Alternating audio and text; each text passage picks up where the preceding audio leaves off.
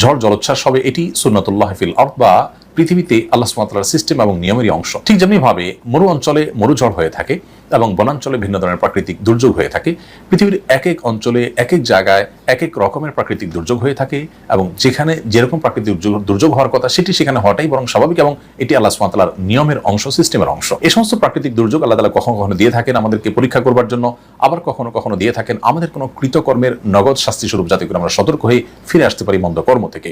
আবার কখনো কখনো আল্লাহ তাআলা বিপদ আপদ দিয়ে থাকেন মানুষের মর্যাদা বৃদ্ধি করবার জন্য সবরের মাধ্যমে। অতএব ঝড় জলোচ্ছ্বাস আমাদের এই অঞ্চলে প্রায় হয়ে থাকে। এগুলো নানা উদ্দেশ্যে হতে পারে, নানা কারণে হতে পারে। আমরা এটি কি কারণে হয়েছে সেটি নিশ্চিত করে কখনোই বলতে পারবো না, কারণ সেটা একমাত্র আল্লাহ তাআলা ভালো জানেন সেটি আমাদের আযাব হিসেবে এসেছে নাকি পরীক্ষা হিসেবে এসেছে নাকি অন্য কোনো উদ্দেশ্যে এসেছে। তবে নবী করিম সাল্লাল্লাহু আলাইহি ওয়াসাল্লামের সুন্নাহ এর আলোকে ঝড় জলোচ্ছ্বাস যখন হবে, তুফান যখন হবে, প্লাবন যখন হবে, তখন আমরা বেশ কিছু মাসনুন আমল করতে পারি। তোমাদের থেকে সর্বপ্রথম যে আমলের কথা আমরা বলবো তা হলো, একজন মুসলিম তিনি এ ধরনের পরিস্থিতির পূর্বাভাস পেলে তিনি শুরু থেকেই সর্বোচ্চ সতর্ক থাকার চেষ্টা করবেন এবং যখন ঝড় জলোচ্ছ্বাস শুরু হয়ে যাবে এবং বৃষ্টি ভয়াবহ আকার ধারণ করবে, তখন নবী সাল্লাল্লাহু আলাইহি ওয়াসাল্লামের সুন্নাহগুলোকে তিনি অক্ষরে অক্ষরে মেনে চলবেন এবং নিজে সর্বোচ্চ সতর্ক থাকবেন। এ সম্পর্কে যারা বিশেষজ্ঞ আছেন তারা যে সমস্ত সতর্কবার্তা দিয়ে থাকেন, যে সমস্ত সতর্কীকরণ আমাদেরকে করে থাকেন এবং যে সমস্ত পরামর্শ দিয়ে থাকেন, সেগুলো একজন ইমানদার সর্বোচ্চ গুরুত্ব দিয়ে আমল করবেন। এটা হলো প্রথম কাজ। কারণ আমি আমার সাধ্য অনুযায়ী সতর্ক থাকার, আত্মরক্ষার জন্য সচেষ্ট থাকবো, এর পাশাপাশি আল্লাহ তাআলার কাছে দোয়া করব।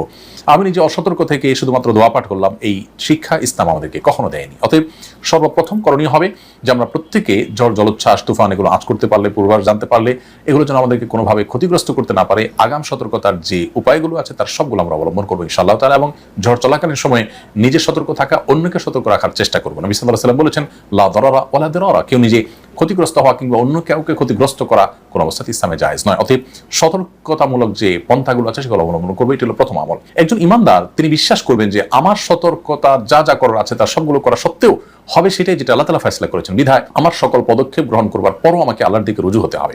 অতএব আল্লাহর দিকে রুজু হয়ে দ্বিতীয় যে করণীয়টি তিনি করবেন তা হলো, যখন বৃষ্টি হবে তখন বৃষ্টি যদি মনে হয় যে ক্ষতিকর বৃষ্টিতে রূপ নিচ্ছে, তখন আল্লাহ তাআলার কাছে দোয়া করবেন। নবী সাল্লাল্লাহু আলাইহি ওয়াসাল্লাম সেখানেও দোয়া দিয়ে, আর সেটি হলো আল্লাহুম্মা সাইয়্যিবান নাফিআ, আল্লাহ উপকারী বৃষ্টি আমরা আপনার কাছে চাই।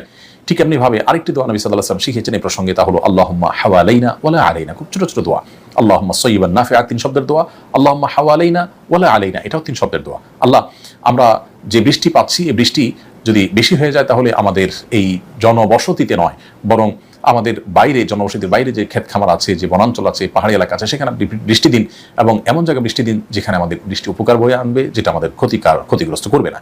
এই দোয়া পাঠ করব। তৃতীয়ত করণীয় হলো, এই বৃষ্টি বাদল এগুলো যদি ঝড় জলোচ্ছ্বাসে রূপান্তরিত হয় এবং এটি যদি রীতিমতো তুফান এবং প্লাবনে পরিণত হয়, তাহলে সেক্ষেত্রে এই ধরনের ঝড় এবং তুফান থেকে আত্মরক্ষার জন্য নবী সাল্লাল্লাহু আলাইহি ওয়াসাল্লামের আরেকটি শেখানো দোয়া আমরা করব তৃতীয় আমল হিসেবে। সেটি হলো আল্লাহুম্মা ইন্নী আসআলুকা খায়রাহা ওয়া খায়রা মা ফিহা ওয়া খায়রা মা উরসিলাত বি ওয়া আউযু বিকা মিন শাররিহা ওয়া শাররি মা ফিহা ওয়া শাররি মা উরসিলাত বি।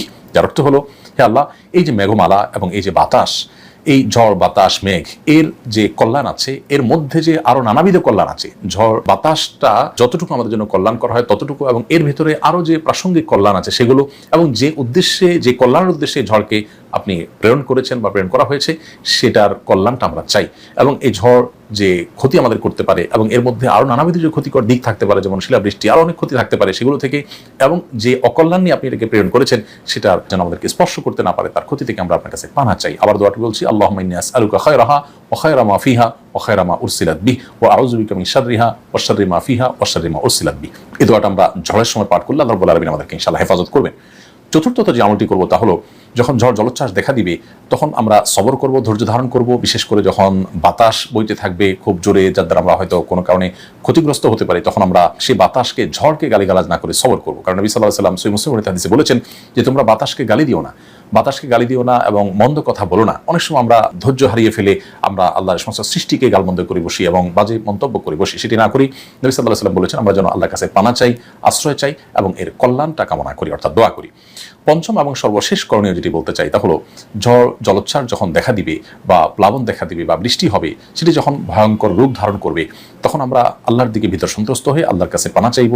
অনেক সময় নবী সাল্লাল্লাহু আলাইহি ওয়াসাল্লাম এই জাতীয় পরিস্থিতিতে মেঘমালা দেখলে, ভয়াবহ বৃষ্টি বাদল হতে পারে সেরকম আশঙ্কা করলে তিনি মসজিদে এসে আশ্রয় নিতেন এবং আল্লাহর দিকে রুজু হতে মনোনিবেশ করতেন।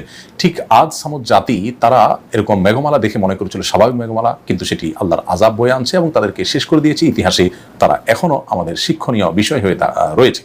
অতএব এ ধরনের পরিস্থিতিতে একজন ইমানদার কোন অবস্থাতে ফুর্তিতে লিপ্ত হবে না, বরং তিনি ভীত সন্ত্রস্ত থাকবেন। নবী সাল্লাল্লাহু আলাইহি ওয়াসাল্লাম এই সুন্নাহটাকে খুব গুরুত্বের সাথে আমল করেছেন, সাহাবীরাও তা করেছেন। কিন্তু আজকাল আমরা দেখি অনেকে আছেন যে এই ধরনের পরিস্থিতিতে নিজেরা অনেক সময় দেখা যায় এটাকে তথাকথিত এনজয় করার বা উপভোগ করার চেষ্টা করেন। এই উপভোগ করা বা সবকিছুতে ফুর্তি করার যে একটা প্রবণতা আজকাল আমরা দেখতে পাচ্ছি, এটি কখনো ভালো কিছু বয়ে আনতে পারে না। বিধায় এই সমস্ত সুন্নাহগুলো আমরা যদি ঝড় জলোচ্ছ্বাসের সময় আমল করে চলি, আশা করা যায় এখান থেকে আমরা কল্যাণটা লাভ করবো এবং কল্যাণ থেকে আল্লাহ আমাদেরকে মুক্তি দান করবেন। আবার বলছি, প্রথম করণীয় হলো সতর্কতামূলক সকল ব্যবস্থা আমরা গ্রহণ করবো। দ্বিতীয় করণীয় হলো বৃষ্টি হলে আমরা আল্লাহুম্মা সাইয়্যিবান নাফিআ আল্লাহুম্মা হাওয়ালাইনা ওয়ালা আলাইনা এটি পাঠ করবো। তৃতীয় করণীয় হলো ঝড় দেখা দিলে, তুফান দেখা দিলে তখন আমরা দোয়া পড়বো। নবী সাল্লাল্লাহু আলাইহি ওয়াসাল্লাম সেখানে দোয়া আল্লাহুম্মা ইন্নী আসআলুকা খায়রাহা ওয়া খায়রা মা ফিহা ওয়া খায়রা মা উরসিলাত বি ওয়া আউযু বিকা মিন শাররিহা ওয়া শাররি মা ফিহা ওয়া শাররি মা উরসিলাত বি। চতুর্থ করণীয় হলো এই ঝড় বাতাস বা এই জাতীয় প্রাকৃতিক দুর্যোগকে গালবন্ধ করা বা বাজে মন্তব্য করা, এটা ইমানদারের সাথে যায় না। আল্লাহর সৃষ্টিকে গালি দেওয়ার কোনো সুযোগ অবকাশ ইমানদারের জন্য নেই। ৫ নম্বর সর্বশেষ করণীয় হলো অনেক সময় বৃষ্টি বাদল যখন অনেক বেশি পরিমাণে হয়, মেঘমালা বেশ অন্ধকার হয়ে আসে, আমরা অনেকে সেটাকে এনজয় করি। এমনকি চন্দ্রগ্রহণ সূর্যগ্রহণকে অনেকে দেখা যায় এনজয় করছেন, উপভোগ করছেন এবং এই টাইমেও তারা ফুর্তি করার চেষ্টা করছেন। তো সবকিছুকে ফুর্তির জিনিস বানিয়ে ফেলা, এটা ভোগবাদী পৃথিবীতে একটি সমস্যায় রীতিমতো পরিণত হয়েছে। ইমানদার এই পরিস্থিতিতে ভিতর সন্ত্রস্ত হয়ে আল্লাহর দিকে রুজু হবেন, তওবা করবেন এবং নিজেকে সংশোধন করার চেষ্টা করবেন। আল্লাহ রাব্বুল আলামিন সব ধরনের ঝড় তুফান থেকে, সব ধরনের জলোচ্ছ্বাস থেকে, ক্ষয়ক্ষতি থেকে আমাদের সকলকে হেফাজত রাখুন। জাযাকুমুল্লাহু খায়রা। আসসালামু আলাইকুম ওয়া রাহমাতুল্লাহি ওয়া বারাকাতুহু।